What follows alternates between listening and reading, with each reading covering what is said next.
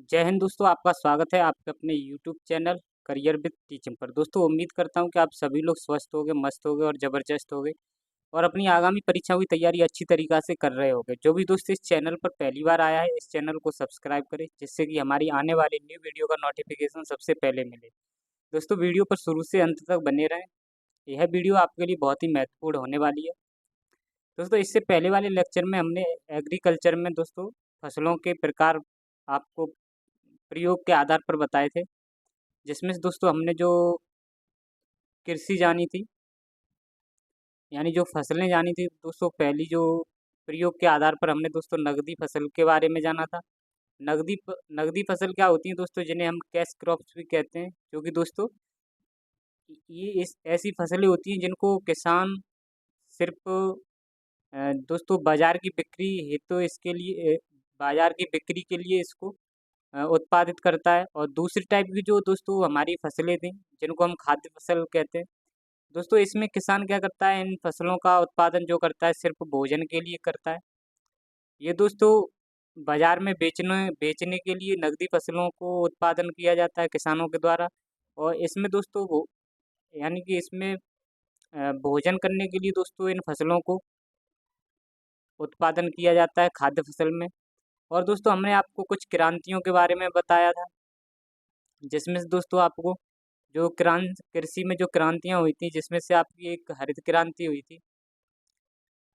एक दोस्तों हरित क्रांति हुई थी और एक दोस्तों श्वेत श्वेत क्रांति हुई थी। मैंने आपको बताया था क्रांति का क्या मतलब होता है, यानी कि बदलाव यानी कि सुधार। क्रांति का जो मतलब होता है दोस्तों आपका बदलाव या सुधार। जब हम दोस्तों किसी भी फसल के लिए कोई बदलाव या सुधार करते हैं, क्योंकि दोस्तों उसके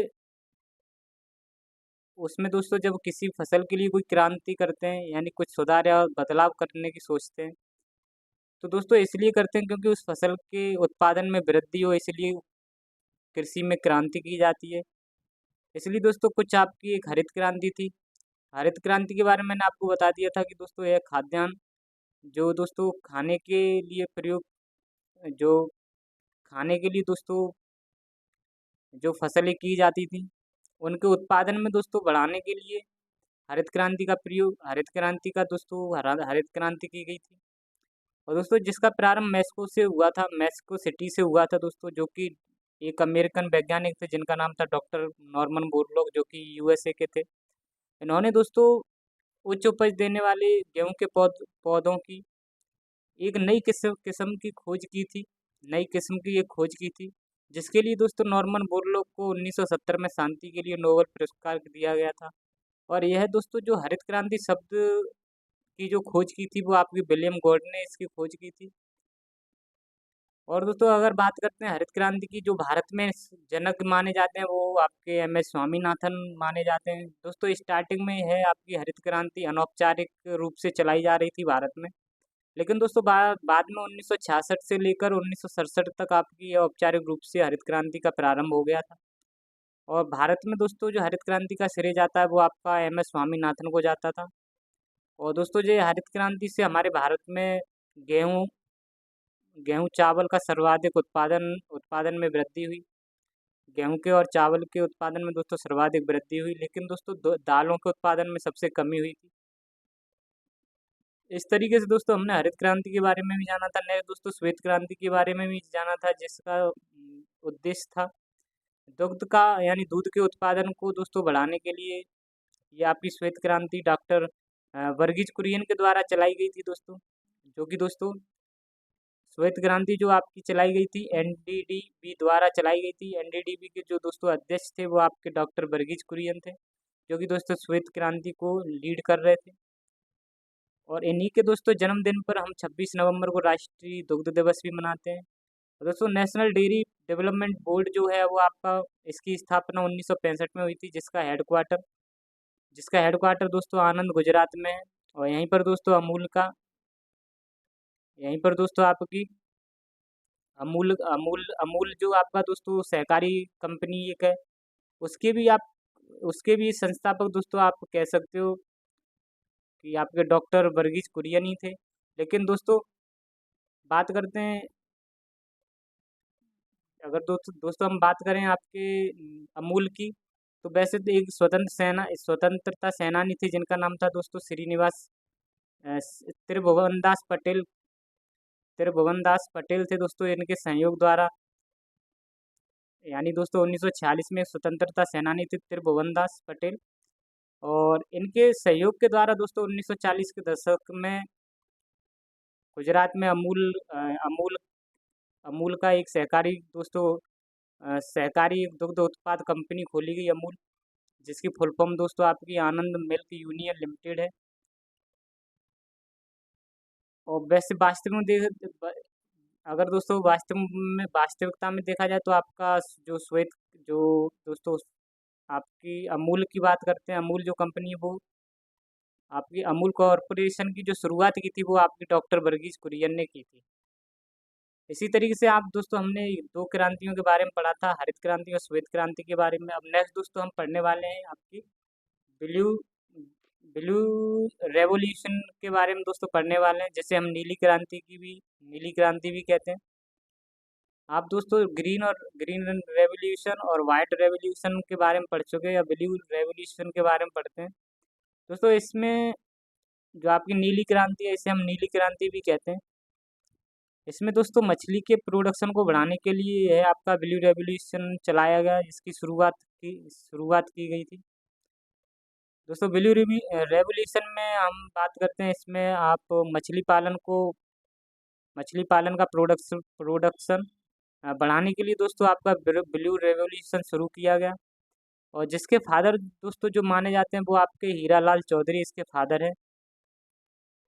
इस तरीके से दोस्तों हमारी कुछ और क्रांतियां हैं, उनके बारे में आपको बताते जाएंगे, जो इम्पोर्टेंट फैक्ट्स रहेंगे उनके बारे में भी बताएंगे दोस्तों। नेक्स्ट हमारी जो क्रांति है वो आपकी येलो रेवोल्यूशन है, जिसे हम पीली क्रांति भी कहते हैं दोस्तों। इसका जो पीली क्रांति यानी येलो रेवोल्यूशन का उद्देश्य जो था आपका तिलहन के उत्पादन को बढ़ाने के लिए दोस्तों यह शुरू किया गया था। तिलहन का मतलब दोस्तों आप जैसे कि जो तेलों वाली फसलें होती हैं दोस्तों उसके उत्पादन को बढ़ाने के लिए येलो रेवोल्यूशन शुरू किया गया था। और दोस्तों मुख्य रूप से सरसों से सरसों पर दोस्तों मुख्य रूप से सरसों का ही दोस्तों आपका यह सरसों के लिए ही पीली क्रांति को चलाया गया था मुख्य रूप से। हालांकि दोस्तों आपकी तिलहन में जो भी फसलों में आपका एक सूरजमुखी का तेल भी आता है, तिल जो होते हैं दोस्तों उनका भी तेल आता है। ये सभी दोस्तों तेलों वाली जितनी भी फसलें हैं उनके उत्पादन को बढ़ाने के लिए ये आपका पीली क्रांति की शुरुआत की गई थी दोस्तों। इसके जो जनक माने जाते हैं वो सैम पित्रोदा दोस्तों इसके फादर हैं येलो रेवोल्यूशन क्रांति के दोस्तों।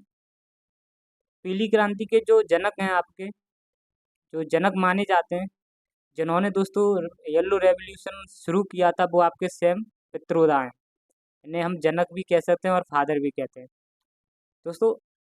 नेक्स्ट जो हमारी क्रांति थी जिसे हम पिंक रेवोल्यूशन यानी इसको हम गुलाबी क्रांति भी कहते हैं।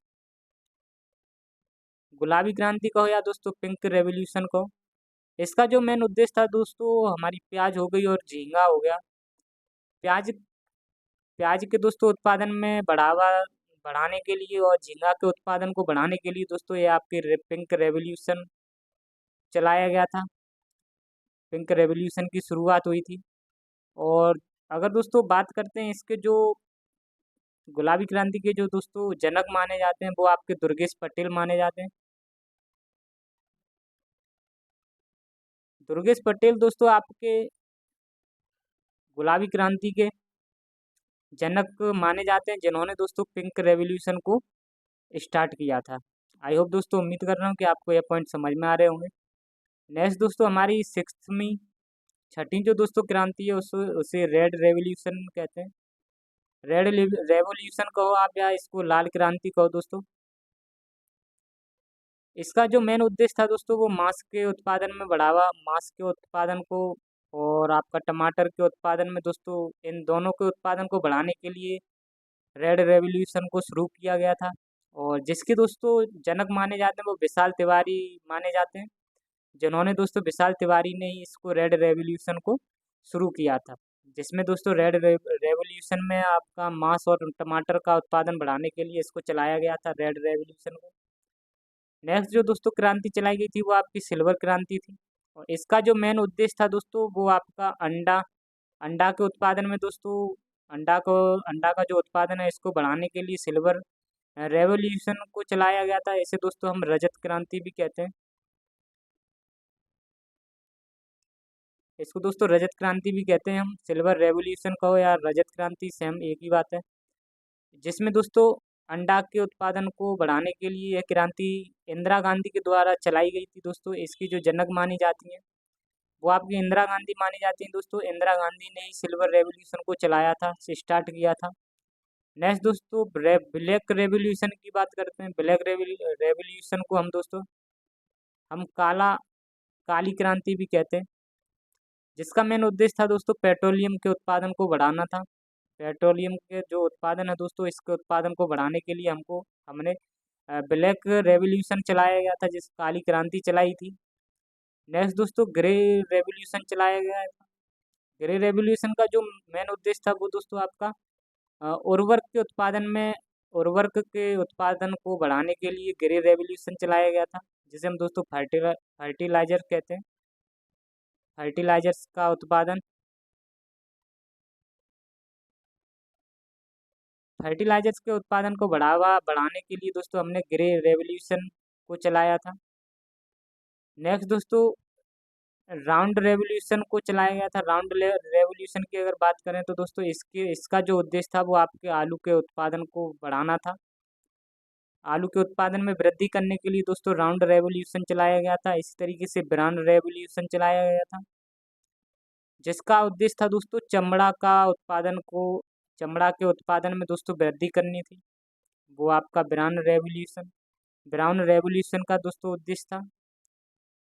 नेक्स्ट अगर हम बात करते हैं दोस्तों 12वें नंबर की, 12 नंबर में जो दोस्तों हमारी क्रांति थी जिसे हम गोल्डन रेवोल्यूशन कहते हैं। गोल्डन रेवोल्यूशन की बात करते हैं तो दोस्तों इसका जो उद्देश्य था वो आपके बागवानी के अंदर जो भी जैसे दोस्तों बागवानी को हम हॉर्टिकल्चर भी कहते हैं। बागवानी के अंदर दोस्तों आपके फल हो गए, फल सब्जी फल हो गया दोस्तों, फूल हो गया, सब्जी, इनके उत्पादनों को बढ़ाने के लिए दोस्तों आपका गोल्डन रेवोल्यूशन चलाया गया था। ये आपके बागवानी के अंदर दोस्तों आपके फल फूल सब्जियां आते हैं आपके, और इनके उत्पादन को बढ़ाने के लिए गोल्डन रेवोल्यूशन चलाया गया था। और नेक्स्ट दोस्तों 13 नंबर की है सिल्वर फाइबर रेवोल्यूशन।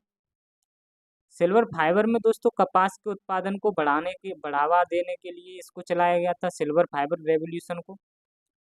और दोस्तों लास्ट 15 नंबर की है गोल्डन फाइबर रेवोल्यूशन। इसमें दोस्तों जूट के उत्पादन की वृद्धि के लिए गोल्डन फाइबर रेवोल्यूशन को चलाया गया था। आई होप दोस्तों, उम्मीद कर रहा हूँ ये आपको क्रांति जितनी भी 14 कराई है ये आपको समझ आई होंगी। और ये दोस्तों बहुत ही इंपॉर्टेंट है, आपकी परीक्षा में हर परीक्षा में पूछ ली जाती है कोई ना कोई क्रांति। जितनी भी दोस्तों मैंने आपको क्रांति बताई है, हरित क्रांति हो, श्वेत क्रांति हो, चाहे आपकी दोस्तों नीली क्रांति हो, पीली क्रांति हो, गुलाबी क्रांति हो, जितनी भी क्रांति हैं दोस्तों ये आपकी परीक्षा में बहुत ही इंपॉर्टेंट रहती हैं। नेक्स्ट अगर हम बात करते हैं दोस्तों हमारे भारत में कुछ अलग अलग प्रकार की कुछ कृषि की जाती हैं दोस्तों, उनके बारे में दोस्तों हम पढ़ने वाले हैं। जैसे जिसमें दोस्तों कृषि के प्रकार यानी कि टाइप्स ऑफ एग्रीकल्चर। दोस्तों हमारे भारत में कुछ अलग अलग तरीके की अलग अलग प्रकार की कुछ कृषि की जाती हैं यानी एग्रीकल्चर की जाती हैं, उनके बारे में पढ़ेंगे। पहली जो कृषि है दोस्तों इसको हम निर्वाह कृषि या सबसिस्टेंस फार्मिंग भी कहते हैं। सबसिस्टेंस फार्मिंग कहो या निर्वाह कृषि को दोस्तों एक ही बात है। दोस्तों निर्वाह कृषि क्या होती है? निर्वाह कृषि के बारे में बात करूँ मैं दोस्तों, यह कृषि किसान के द्वारा दोस्तों अपना अपना दोस्तों भरण पोषण करने के लिए इस कृषि को किया जाता है। यानी दोस्तों जब किसान फसल को बोता है और उस फसल को दोस्तों, फसल जब बोता है दोस्तों तो अपने अपने घर में दोस्तों सिर्फ भोजन प्राप्त करने के लिए यह उस फसल को बोता है, सिर्फ उस फसल से हमें भोजन प्राप्त हो जाए। और जब दोस्तों कुछ फसल बच भी जाए तो उस फसल को बाजारों में थोड़ा बेच भी दे। यानी दोस्तों किसी भी फसल को जब किसान करता है तो उस फसल से कुछ हमारे घर में कुछ खाने पीने के लिए, हमारा पेट भरण पोषण करने के लिए बच जाए, और यानी भरण पोषण के लिए दोस्तों इतना हो जाए, और थोड़ा बहुत बच भी जाए तो उसको मार्केट में बेच दिया जाए। तो यही दोस्तों आपकी निर्वाह कृषि होती है। आई होप दोस्तों डेफिनेशन में समझते हैं दोस्तों। जैसे किसान द्वारा जो कृषि भोजन स्वयं के भोजन या स्थानीय बाजार के लिए की जाए तो उसे हम दोस्तों निर्वाह कृषि या सब्सिस्टेंस फार्मिंग कहते हैं। वही दोस्तों मैंने आपको बताने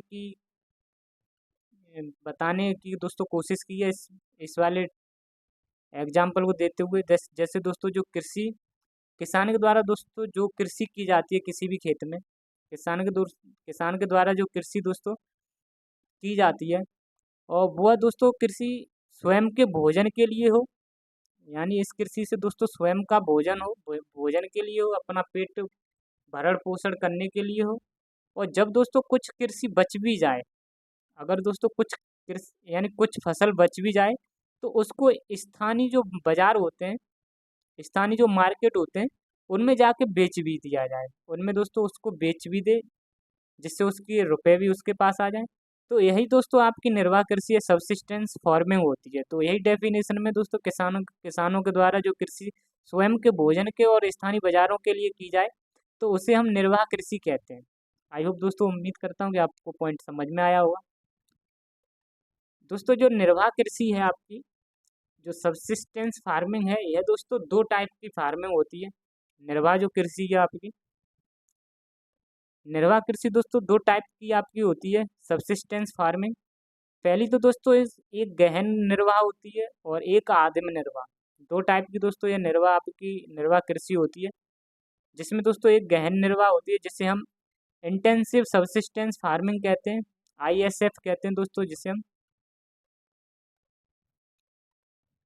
इंटेंसिव सब्सिस्टेंस फार्मिंग भी कहते हैं इसे दोस्तों। और दूसरी हमारी है आदिम निर्वाह जिसे हम दोस्तों प्रिमिटिव सब्सिस्टेंस फार्मिंग भी कहते हैं, इसे दोस्तों PSF भी कहते हैं दोस्तों। गहन निर्वाह के बारे में अगर बात करते हैं तो गहन का मतलब होता है दोस्तों बहुत ज़्यादा ज़्यादा तंगड़ा, बहुत ज़्यादा तंगड़ा काम, यानी हार्ड वर्क, तंगड़ा काम हो दोस्तों, यानी कि बहुत हार्ड वर्क हो।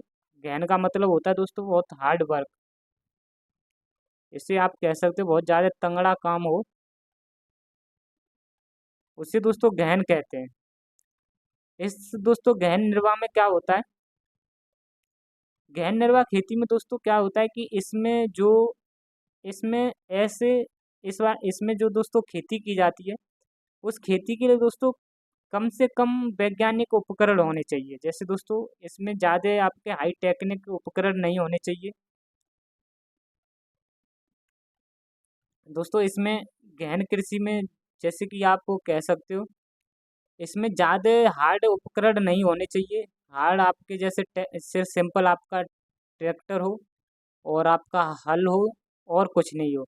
बाकी की दोस्तों इसमें लेबर बहुत लगती है, इसमें जो लेबर होती है आपके, यानी कि दोस्तों जो दोस्तों अधिक श्रमिक जो होते हैं दोस्तों, इसमें श्रमिक बहुत लगते हैं, यानी कि कम कम टेक्निक के साथ दोस्तों, कम वैज्ञानिक उपकरणों के साथ और अधिक श्रम के साथ दोस्तों एक आपकी खेती की जाती है गहन निर्वाह खेती। गहन निर्वाह कृषि दोस्तों आपकी कम उपकरणों के साथ, कम से कम वैज्ञानिक उपकरणों के साथ और दोस्तों अधिक श्रम के साथ और कम लागत के साथ यह दोस्तों गहन निर्वाह कृषि आपकी की जाती है। तो दोस्तों गहन निर्वाह कृषि जो होती है, यानी दोस्तों आप कह सकते हो इसमें आपके रूटावेटर, हाई टेक्निक वाले रूटावेटर, कल्टीवेटर और ट्रैक्टर हाई दोस्तों रेंज के इसमें प्रयोग नहीं किए जाते हैं। गहन कृषि में दोस्तों ये प्रयोग नहीं करते हैं। सिर्फ दोस्तों इंसान जो होता है वो अपनी खुद की मेहनत से इसमें काम करता है गहन निर्वाह कृषि में। इसमें दोस्तों आपको जितने भी जो वैज्ञानिक वैज्ञानिक उपकरण हैं वो सब इसमें देखने को नहीं मिलेंगे। बहुत कम देखने को मिलते हैं। इसमें दोस्तों आपको सबसे ज़्यादा इंसान अपनी खुद की मेहनत से इसमें काम करता है। खुद की मेहनत से इसमें दोस्तों काम करता है। और गहन निर्वाह कृषि में दोस्तों यह वहाँ पर आपको देखने को ज़्यादा मिलेगी जहाँ पर दोस्तों यहाँ पर high dense high density population हो। ये दोस्तों गहन निर्वाह कृषि आपको उन जगहों पर ज़्यादा देखने को मिलती है जहाँ जिस जगह पर दोस्तों आपको हाई डेंसिटी पॉपुलेशन देखने को मिले, जैसे कि आपका उत्तर प्रदेश हो गया और बिहार हो गया। इन क्षेत्रों में दोस्तों आपको गहन निर्वाह कृषि देखने को ज़्यादा मिलती है। यहाँ पर लोग दोस्तों ज़्यादा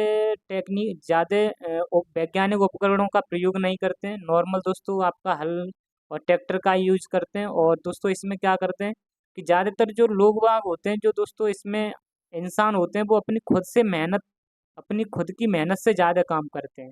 तो वही दोस्तों इसमें पॉइंट बताया गया है कि गहन निर्वाह कृषि में अब अधिक श्रम की ज़रूरत होती है और इसमें दोस्तों कम लागत की ज़रूरत होती है। लागत इसमें ज़्यादा दोस्तों लगती नहीं है।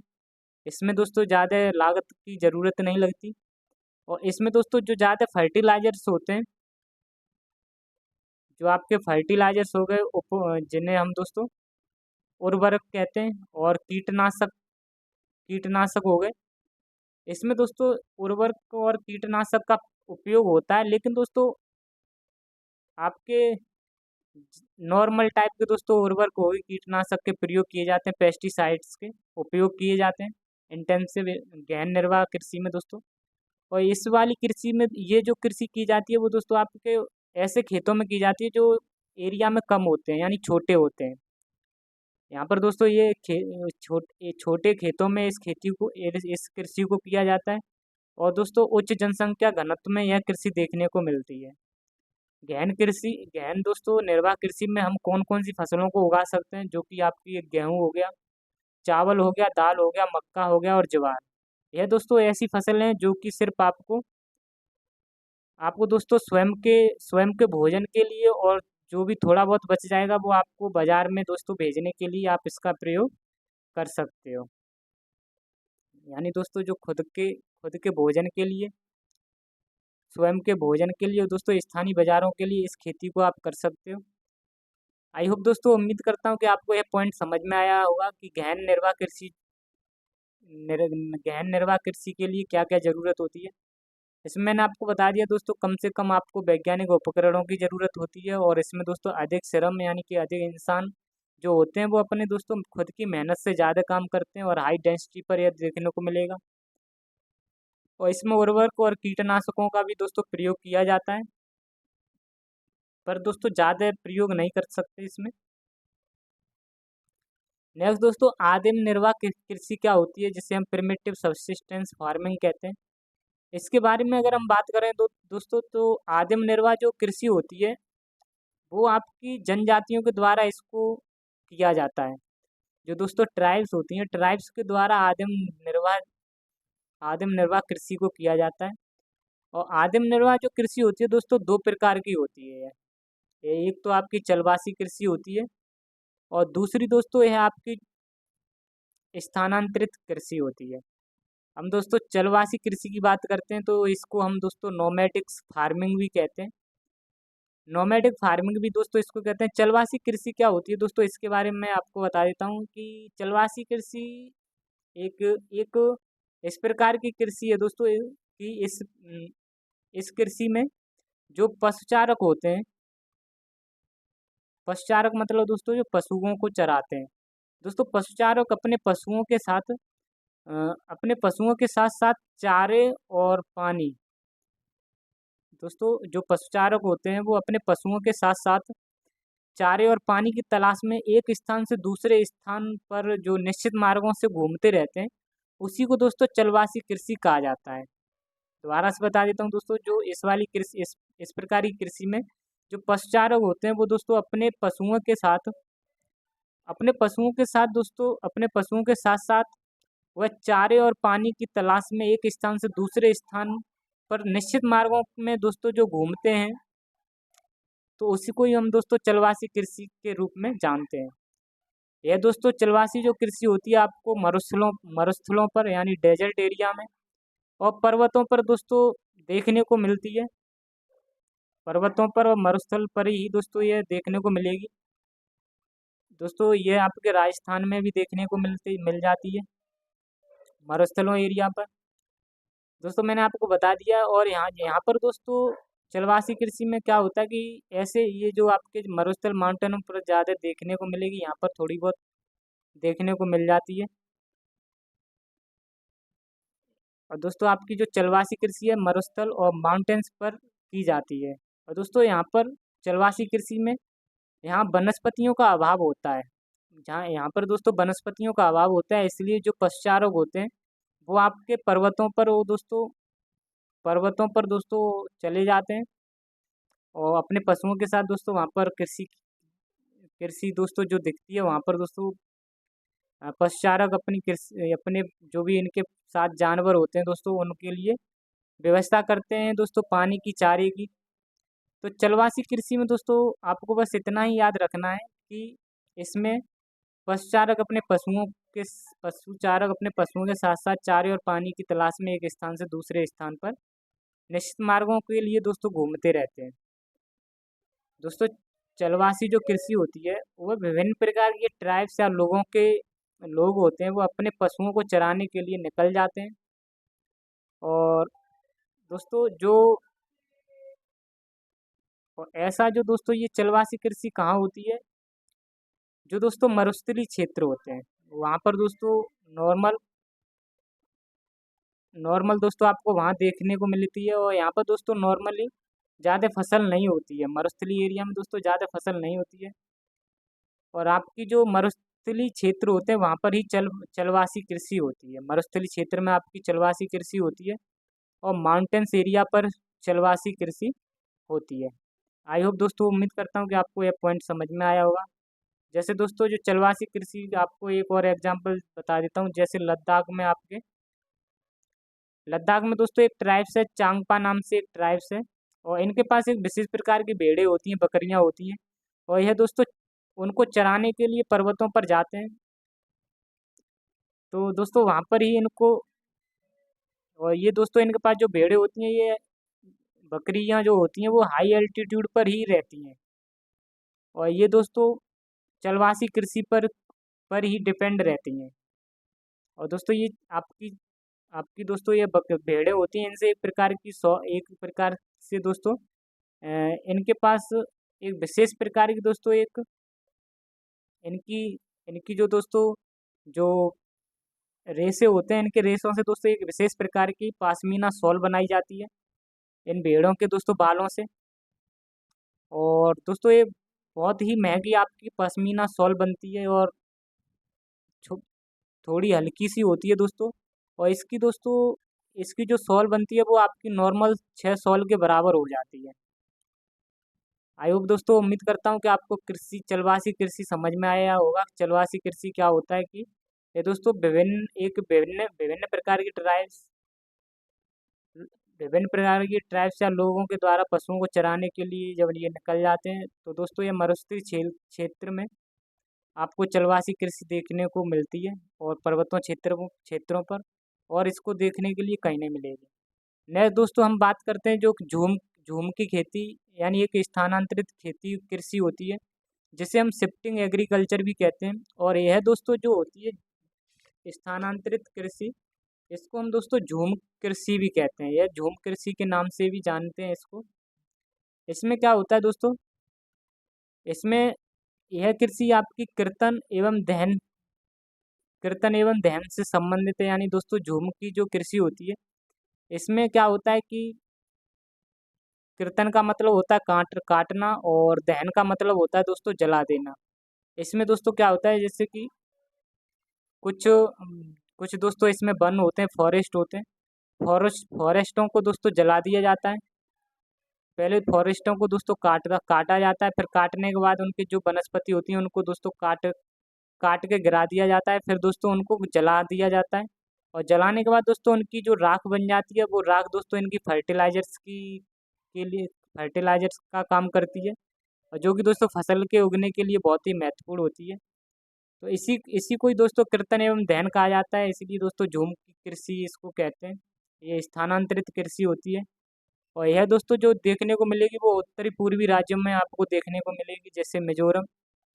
यह कृषि वनों को काटकर एवं जलाकर की जाती है। जैसे दोस्तों मिजोरम में जो लोग आसपास के फॉरेस्टों को काट देते हैं, गिरा देते हैं, फिर आग लगा देते हैं और दोस्तों फिर उससे पेड़ों की जो राख बन जाती है जलाने के बाद, फिर जब वह बचती है तो वह उर्वरक और फर्टिलाइजर्स का काम करती है और दोस्तों है ही आपकी खाद बन जाती है। और यह राख जो दोस्तों फिर मिट्टी को बहुत उपजाऊ बनाती है और इसे हम दोस्तों हम और यहाँ यह एक आपकी इसके बाद यह दोस्तों आपकी एक ऑर्गेनिक भी फार्मिंग भी इसको कहते हैं। यहाँ पे जो फार्मिंग होती है वो दोस्तों आपकी ऑर्गेनिक फार्मिंग फिर होती है, यानी दोस्तों आप इसको कह सकते हो जैविक जैविक कृषि दोस्तों होती है, क्योंकि यहाँ पर किसी भी एक्स्ट्रा फर्टिलाइजर्स का यूज नहीं किया जाता है। इसमें दोस्तों किसी प्रकार के फर्टिलाइजर्स का अलग से इस्तेमाल नहीं होता है और जो इसकी राख होती है, इन पेड़ों की जो राख होती है दोस्तों वनों के जलने के बाद उसे उपजाऊ बना देती है उस जमीन को, तो इसलिए इसको ऑर्गेनिक कृषि कहा जाता है। और दोस्तों इस झूम कृषि के अलग अलग स्थानों पर अलग अलग नाम है कुछ, जैसे दोस्तों इसको मध्य प्रदेश में बेवर और दाहियार के नाम से भी जाना जाता है। बेवर हो गया आपका, बेवर और दहियार के नाम से दोस्तों झूम की खेती को मध्य प्रदेश में जाना जाता है। और झूम की जो खेती होती है दोस्तों इसके मैंने आपको बता दिया है, इनके अलग अलग नाम है और किस नाम से इसको कहाँ जाना जाता है। इस कृषि जो झूम की खेती है वो आपकी मध्य प्रदेश में इसे दोस्तों बेवर और दाहियार के नाम से जाना जाता है। राजस्थान में इसको दोस्तों बत्रा के नाम से, और केरल में इसको कुमारी के नाम से जाना जाता है। आंध्र प्रदेश में इसको पोंडू के नाम से जाना जाता है और उड़ीसा में दोस्तों इसको धावी और कमान के नाम से जाना जाता है। इसी तरीके से दोस्तों राज्यों में अलग झूम खेतियों के नाम है और देशों में भी दोस्तों इसके कुछ अलग अलग नाम है। किस देश में इस झूम खेती को किस देश में किस नाम से जाना जाता है, तो हमारा एक देश है ब्राज़ील। ब्राज़ील में इसको दोस्तों रोका के नाम से जाना जाता है, रोका। और दोस्तों मिल्पा मिल्पा है दोस्तों, इसको मैक्सिको में कहते हैं, मैक्सिको देश में दोस्तों इसको मिल्पा के नाम से जाना जाता है। और श्रीलंका में इसको चैना के नाम से जाना जाता है झूम की खेती को, और इंडोनेशिया में इसको लदांग के नाम से इसको जाना जाता है। किसके नाम से जाना जाता है दोस्तों? लदांग के नाम से जाना जाता है। ये सभी दोस्तों अलग अलग जगहों पर अलग अलग आपके झूम झूम की खेती के नाम है। नेक्स्ट जो दोस्तों हमारी फार्मिंग की जाती है जिससे हम टेरेस फार्मिंग कहते हैं, जैसे सीढ़ीदार खेती कहते हैं, और यह कहाँ होती है दोस्तों? यह माउंटेन पर्वतों पर ज़्यादातर होती है। और माउंटेनों पर भी वो भी झारखंड, हिमाचल प्रदेश और सॉरी दोस्तों जम्मू कश्मीर एंड हिमाचल प्रदेश और उत्तराखंड के राज्य में दोस्तों ये सीढ़ीदार खेती होती है। इसमें क्या होता है दोस्तों, इस तरीके से सीढ़ीदार दोस्तों इस तरीके से खेत बना दिए जाते हैं जिससे दोस्तों यहाँ पर दोस्तों पानी को भी बचाया जा सकता है, क्योंकि अगर कोई ऊपर से पानी डाल देगा तो दोस्तों आपका यहाँ चारों तरफ नीचे तक पानी आ जाएगा, इसलिए यहाँ पर दोस्तों पानी को भी रोका जा सकता है। और यहाँ दोस्तों मिट्टी का भी अपरदन कम होता है, मृदा को भी रोका जा सकता है, मिट्टी अपने आप से कहीं कट के नहीं जाएगी दोस्तों। इसीलिए दोस्तों इसको टेरेस सीढ़ीदार खेती कहते हैं, क्योंकि सीढ़ी की तरह दिखती है। और यह दोस्तों पर्वतों को काट कर छोटे छोटे खेत बनाए जाते हैं, पर्वत होते हैं उनको काट काट कर छोटे छोटे खेत बना दिए जाते हैं। और इस कारण में दोस्तों बात करते हैं यहाँ पर मृदा अपरदन को रोकना। सीढ़ीदार खेती जो होती है दोस्तों वो मृदा अपरदन को रोकती है, और पानी को बहने से रोकने के लिए दोस्तों इसको सीढ़ीदार खेती की जाती है।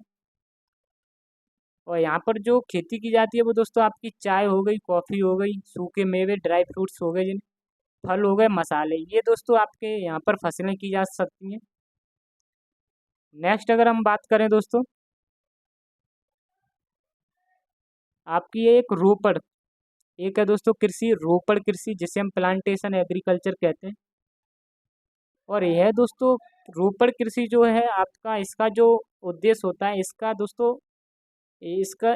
इसका दोस्तों जो उद्देश्य है, रोपड़ कृषि को आपके व्यापारिक यानी कि बिजनेस के पर्पज से दोस्तों इसको पैदावार किया जाता है।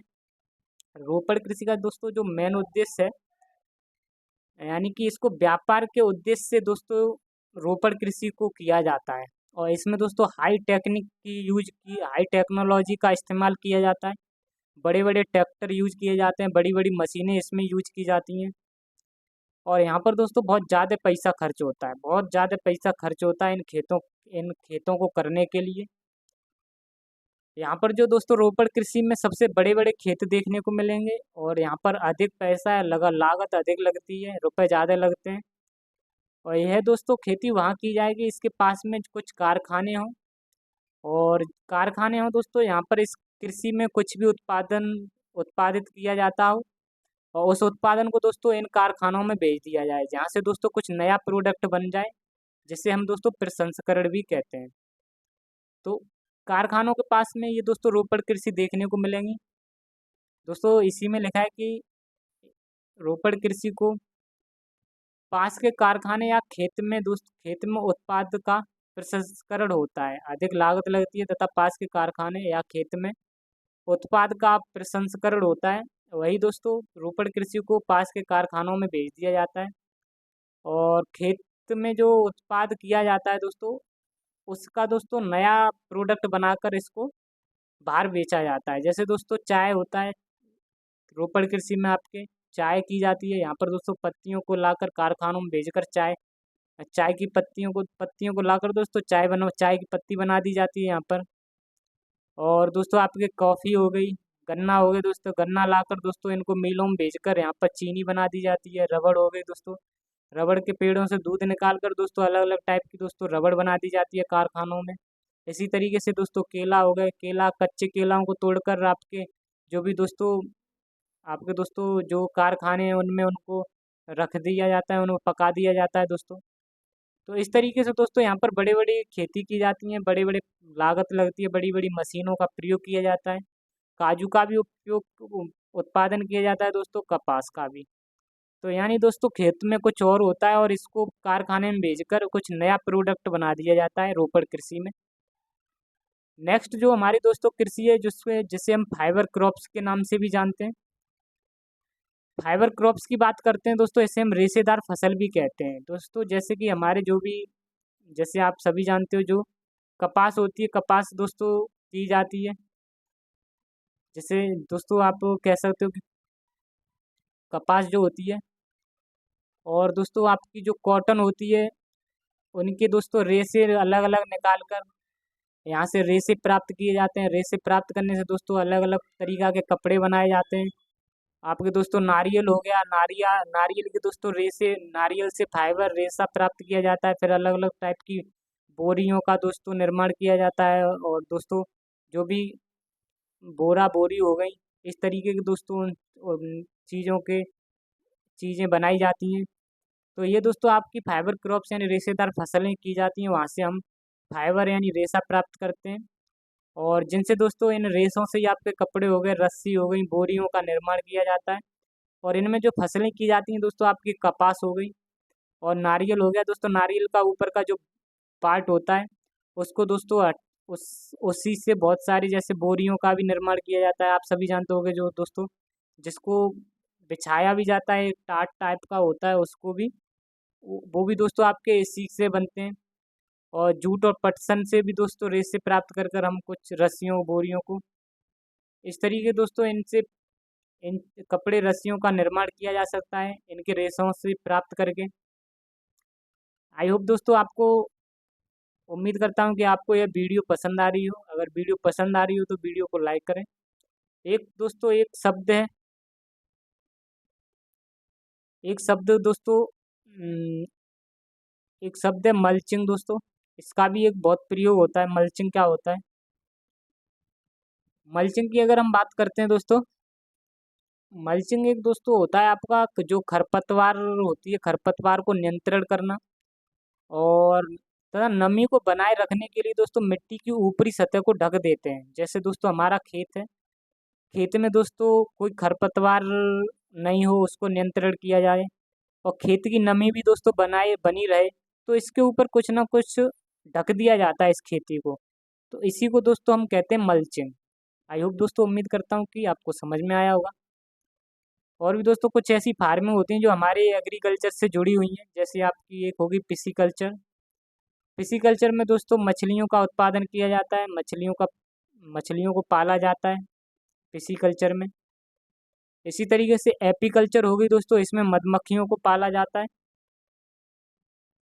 और नेक्स्ट दोस्तों हो गया सेरीकल्चर। सेरीकल्चर से दोस्तों जो रेशम के कीट होते हैं, कीड़ों को पाला जाता है और इन रेशम के कीटों से ही दोस्तों रेशम को प्राप्त किया जाता है। नेक्स्ट दोस्तों हो गया एक्वाकल्चर। एक्वाकल्चर एक्वाकल्चर में दोस्तों जल की कृषि की जाती है और जिसमें जली जीवों को पाला जाता है, जैसे आपके जैसे मछली नहीं हो गई दोस्तों, मछली के अलावा भी आप कुछ जैसे मगरमच्छ को भी पाल सकते हो। और आपका कछुआ हो गया दोस्तों, बतख हो गई, इनको भी दोस्तों आप एक्वाकल्चर में पाल सकते हो। इसलिए आप यहाँ पर जली जीव कह सकते हो, जली जीवों का भी पालना हो जाता है। एक है दोस्तों फंगी कल्चर, और इसमें मशरूम की खेती की जाती है। और एक है दोस्तों आपका विटीकल्चर। विटीकल्चर में दोस्तों आपका अंगूर की खेती की जाती है। विटीकल्चर में दोस्तों आपकी अंगूर की खेती की जाती है। और नेक्स्ट है दोस्तों लास्ट में वर्मी कल्चर, केंचुआ का पालन किया जाता है, जिसे दोस्तों किसान का दोस्त कहा जाता है। और वर्मी कल्चर में दोस्तों केंचुआ का पालन किया जाता है। इस तरीके दोस्तों ये सभी जितने भी फार्मिंग है वो हमारी एग्रीकल्चर से जुड़े हुए हैं। दोस्तों उम्मीद करता हूँ कि आपको यह वीडियो पसंद आई हो, और अगर पसंद आई हो तो वीडियो को लाइक करें और चैनल को सब्सक्राइब करें। आज के लिए इतना ही, मिलते हैं नेक्स्ट वीडियो में। जय हिंद, जय भारत, जय माँ सरस्वती।